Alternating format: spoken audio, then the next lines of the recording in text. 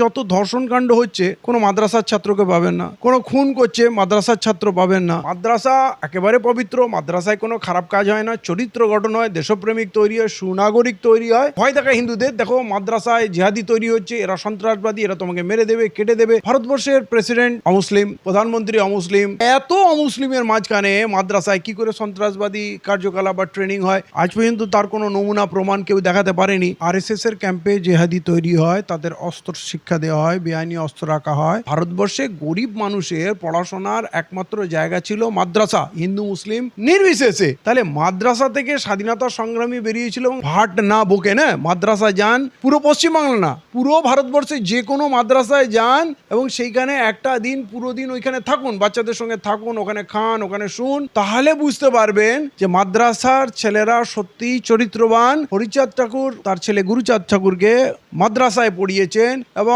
বঙ্কিমচন্দ্র চট্টোপাধ্যায় থেকে আরম্ভ করে সব মুসলিমদের প্রতিষ্ঠানে পড়াশোনা করেছেন। শ্রমিক ভট্টাচার্যের যে উক্তি দিয়ে একেবারে রাজ্য রাজনীতি তোলপাড় হয়ে যাচ্ছে এখন, যে তিনি বলছেন মাদ্রাসা জিহাদিদের আঁতুর ঘর, মাদ্রাসায় জিহাদি তৈরি হয়, সেখানে অস্ত্র শিক্ষা দেওয়া হয় এবং রাজ্য রাজনীতি বা গণতন্ত্র বিষয়ে সেখানে শিক্ষার বিষয়ে সেখানে অস্ত্র এই চালানো এই সবগুলো শেখানো হয়। আমি বলতে পারি আরএসএস এর ক্যাম্পে জেহাদি তৈরি হয়, তাদের অস্ত্র শিক্ষা দেওয়া হয়, বেআইনি অস্ত্র রাখা হয়। মোহন ভাগবত নিজে বলেছেন যে আমি পারলে 3 দিনে, আমি চাইলে 3 দিনে ইন্ডিয়ান আর্মি থেকেও শক্তিশালী আর্মি তৈরি করে নেবো। তাহলে কথা হলো মাদ্রাসায় আজ পর্যন্ত কেউ কিছু পেয়েছে কি? এই মাদ্রাসা পাকিস্তানের নয় তো, এখানে কোনো ইসলামিক শাসন ব্যবস্থাও নেই। তাহলে এখানে কংগ্রেসের যুগ দেখেছে লোক, বামফ্রন্টের যুগ দেখেছে, তৃণমূলের রাজত্ব গেল, তাহলে এরা কি সব সন্ত্রাসবাদী? তাহলে এরা মাদ্রাসাগুলোকে কি করে অ্যালাউ করলো? এবং এর আগে আপনারা জানেন বর্ধমানে একটা মাদ্রাসাকে নিয়ে অনেক উত্তাল হয়েছিল, কিন্তু সেখানে ওরা বলেছিল এখানে আল কায়দার ঘাঁটি। সেখানে গিয়ে দেখা গেছিল ওখানে একটা কায়দা বই পাওয়া গেছে, মানে কায়দা বই হচ্ছে যেটা আমাদের বর্ণ পরিচয় বাংলার, সেরকমই কায়দায় আলিফ বে তে সে ইয়া পর্যন্ত পাওয়া যায়, তার সঠিক উচ্চারণ শেখানো হয়। সেই বইটাকে কায়দা বলে আখ্যায়িত করা হয়। সেই কায়দা বই থেকে এরা আল কায়দা করে দিল। আরবি স্ক্রিপ্ট বা উর্দু স্ক্রিপ্ট দেখলেই এরা সন্ত্রাসবাদী স্ক্রিপ্ট বলে, এরা মিথ্যা পরিচয়। আর পশ্চিমবাংলায় যে মাদ্রাসাগুলো আছে সরকারি মাদ্রাসায়, সেখানে অর্ধেক প্রায় শিক্ষক অমুসলিম, ছাত্র অর্ধেক অমুসলিম, এবং যে খারিজি মাদ্রাসাগুলো আছে সেখানে ইসলামিক শিক্ষা দেওয়া হয়, সঙ্গে কিছু অঙ্ক, বাংলা, ভূগোল শেখানো হয়, বা কিছু জায়গায় হয়তো তারা বেশি শিক্ষক রাখাতে পারে না। কিন্তু জিহাদি বলতে কি বোঝা যায়? আপনি দেখুন এখানে যত ধর্ষণ কাণ্ড হচ্ছে কোনো মাদ্রাসার ছাত্রকে পাবেন না, কোনো খুন করছে মাদ্রাসার ছাত্র পাবেন না, কোনো পাকিস্তানের চর মাদ্রাসার ছাত্র পাবেন না। অতএব এইটা পরিকল্পিত একটা শ্রমিক ভট্টাচার্যের একটা মিথ্যা, আরএসএস এর মিথ্যা।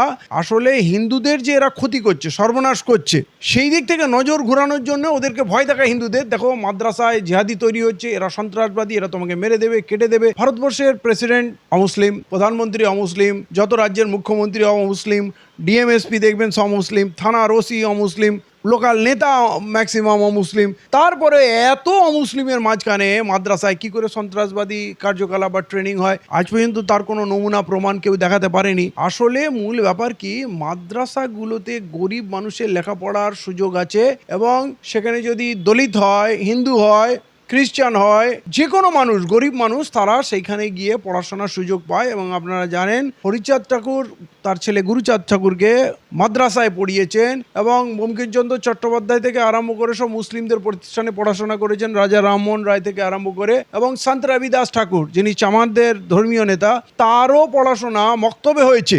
অতএব ভারতবর্ষে গরিব মানুষের পড়াশোনার একমাত্র জায়গা ছিল মাদ্রাসা, হিন্দু মুসলিম নির্বিশেষে। তাহলে মাদ্রাসা থেকে স্বাধীনতা সংগ্রামী বেরিয়েছিল এবং মাদ্রাসার ছাত্রদের যখন নির্দেশ দেওয়া হলো 1857 সালে গাদারে অংশ নিতে, তখন লাখো লাখো যুবক, মাদ্রাসার শিক্ষক, ওলামারা স্বাধীনতা সংগ্রামে শহীদ হয়েছেন, এটা পুরো পৃথিবী জানে।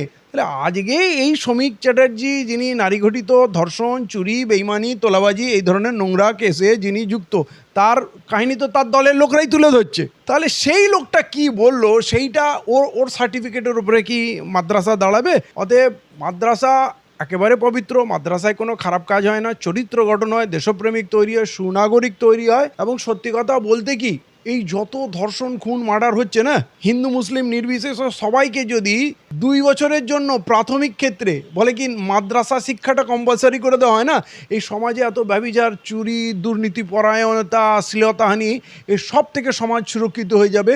ক্যারেক্টার বিল্ডিং কাকে বলে? আমি তো বলছি মাদ্রাসার ছেলের উপরে একটা আঁচড় দেওয়ার লোক পাবে না, একটা অভিযোগ তোলার লোক পাবে না।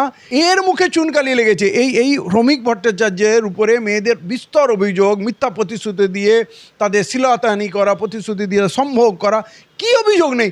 এই লোকটা আমাদের সভ্যতা শেখাবে, সন্ত্রাসবাদ কি শেখাবে? অতএব তাহলে উনি মাদ্রাসায় যান, এই ভাট না বকে না, মাদ্রাসায় যান। পুরো পশ্চিমবাংলা না, পুরো ভারতবর্ষে যে কোনো মাদ্রাসায় যান এবং সেইখানে একটা দিন পুরো দিন ওইখানে থাকুন, বাচ্চাদের সঙ্গে থাকুন, ওখানে খান, ওখানে শুন, তাহলে বুঝতে পারবেন যে মাদ্রাসার ছেলেরা সত্যিই চরিত্রবান এবং তারা একেবারে নিষ্পাপ। তাদের মধ্যে কোনো খারাপ চরিত্র তো আপনি লক্ষণই খুঁজে পাবেন না, বরঞ্চ মানব সেবায় তারা। ওখানে গেলে তাদের যে অভ্যর্থনা, তাদের যে মাদ্রাসার ছাত্রদের আপ্যায়ন, ভালোবাসা, সেইটা আপনি যদি দেন তাহলে বুঝবেন যে এই শিক্ষাটা মনে হয় প্রতিটা স্কুলে শেখানো হয়েছে।